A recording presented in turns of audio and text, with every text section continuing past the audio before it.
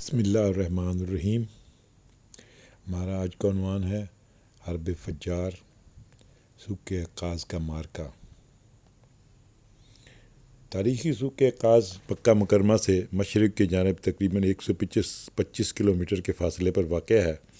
یہ تاریخی بازار طائف شہر سے شمال مشرق میں تقریباً 35 سے 40 کلومیٹر کے فاصلے پر عرفہ کے علاقے میں آتا ہے۔ حرب فجار۔ آپ صلی اللہ علیہ وسلم کی عمر کے 20ویں سال عکاظ کے بازار میں قریش و کنانہ اور قیس و اعلان کے درمیان ماہ ذی-القعدہ میں ایک جنگ پیش آئی جو جنگ فجار کے نام سے معروف ہے۔ اس کی وجہ یہ ہوئی کہ براس نامی بنو کنانہ کے ایک شخص نے قیس اعلان کے 3 آدمیوں کو قتل کر دیا۔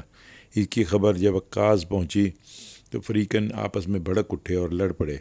اس جنگ میں قریش اور کنانہ کا کمانڈر حرب بن امیہ تھا، کیونکہ وہ اپنے سن و شرف کی وجہ سے قریش و کنانہ کے نزدیک بڑا مرتبہ رکھتا تھا۔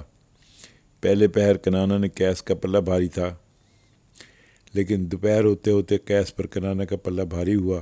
چاہتا تھا کہ اتنے میں صلح کی آواز اٹھی اور یہ تجویز آئی کہ فریقین کے مقتولین گن لیے جائیں اور جدھر زیادہ ہوں ان کو زائد کی دیت دی جائے۔ چنانچہ اس پر صلح ہو گئی۔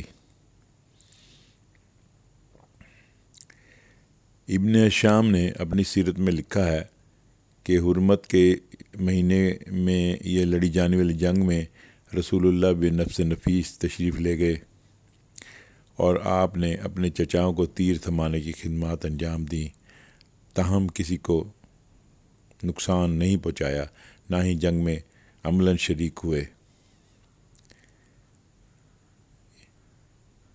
عموماً مورخین نے کہا ہے کہ یہ جنگ شوال میں پیش آئی تھی، مگر صحیح نہیں، کیونکہ شوال کا مہینہ حرام مہینہ نہیں اور عکاظ حرم سے باہر ہے، تو پھر حرمت کون سی چاک ہوئی۔ علاوہ ازیں عکاظ کا بازار ذی-القعدہ کے شروع میں لگتا تھا۔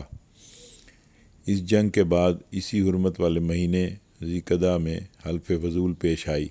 حلف فضول کا واقعہ پیش آیا۔ چند قبائل قریش یعنی بنی ہاشم، بنی مطلب، بنی اسد بن عبدالعزیٰ، بنی زہرہ بن کلاب اور بنی تمیم بن مرہ نے اس کا اہتمام کیا۔